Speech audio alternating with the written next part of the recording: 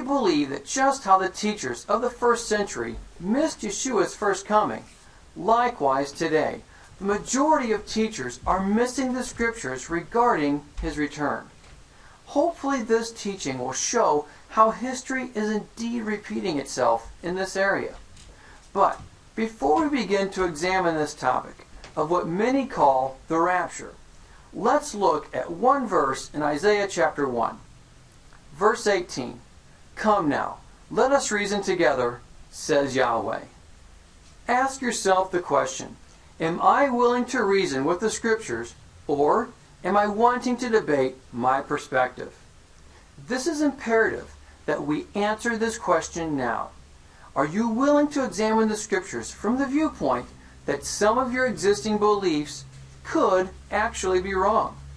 Could you actually entertain the thought that something you have believed in for years may indeed not be true? This is difficult for many, but something that needs to honestly be addressed.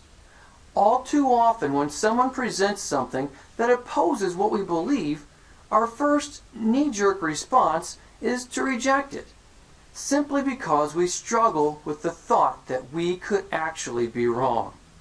So again, I say, ask yourself, am I willing to reason with the scriptures, or am I wanting to debate my perspective? You, and only you, can answer this question. Come now, let us reason together, says Yahweh. Let's touch on a couple of basics first. Harmony of the scriptures. This is a must. If you hold to a teaching or belief that does not line up with all scripture, then you need to seriously reconsider that view. We believe that scripture interprets scripture. We do not believe that an interpretation of a scripture is to interpret another scripture. Terminology. Terminology that one uses must be scriptural. This is something that we believe is lacking with many believers today. We need to do our best in keeping with terms that are found in the scriptures. What can develop is error. At the very least, misunderstanding will creep in over time.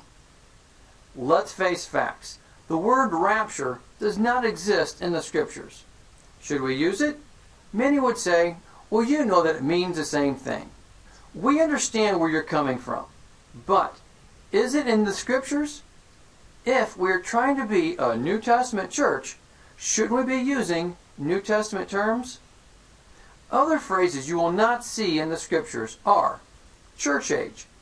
You'll see the word church and you'll see the word age, but you'll never see them together to name a particular age.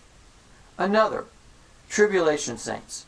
You'll see the word tribulation and you'll see the word saints, but you'll never see them together to name any particular type of saints.